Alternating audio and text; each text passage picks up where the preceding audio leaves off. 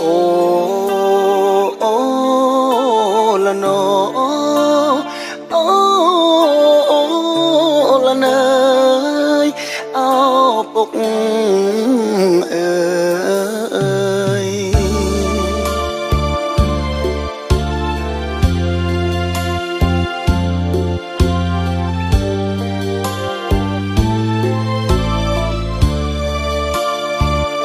កាលកូននៅ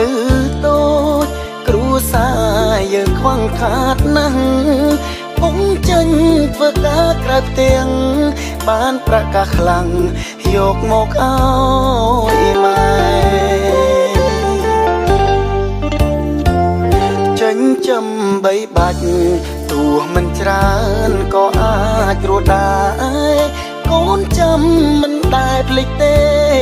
ពុកគ្មានពេលហើយទេក្នុងជីវិតឥឡូវកូនធំកូនចង់សងគុណលោកណាស់ប៉ុន្តែកូនគ្មានឱកាសនឹកពុកពេលខ្លាំងកូនបានត្រឹមយំ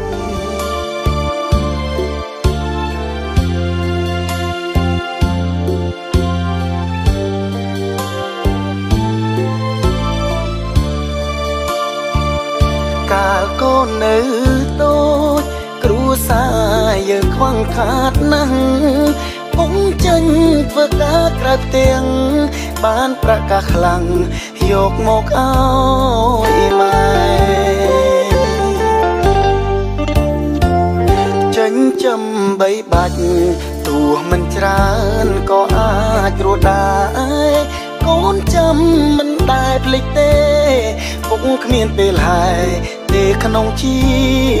វិតឥឡូវកូនធំកូនចង់សងគុណលោកណាស់ប៉ុន្តែកូនគ្មានឱកាសនឹកពុកពេលខ្លាំងកូនបានត្រឹមយំអូអូละโนអូละเนยเอาពុកអើយ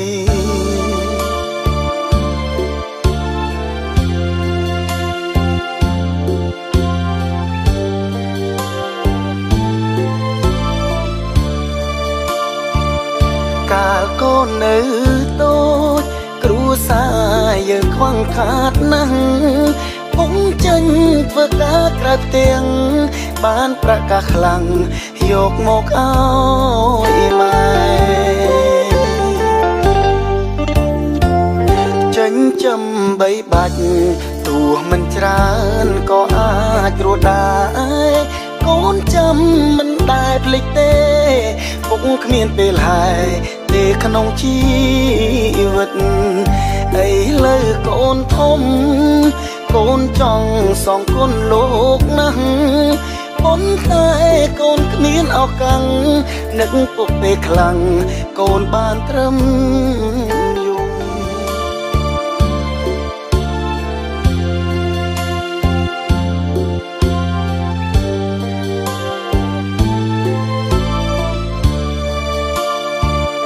កាលកូននៅតូចគ្រួសារយើងខ្វះខាតណាស់ពុំចេញធ្វើការក្រៅផ្ទាំងបានប្រកាសខ្លាំងយកមកឲ្យម៉ែចិញ្ចឹមបីបាច់ទោះមិនច្រើនក៏អាចរស់ដែរកូនចាំមិនដែលភ្លេចទេពុកគ្មានពេលហើយទេក្នុងជីវិតឥឡូវកូនធំកូនចង់សងគុណលោកណាស់ប៉ុន្តែកូនគ្មានឱកាសនឹកពុកពេលខ្លាំងកូនបានត្រឹម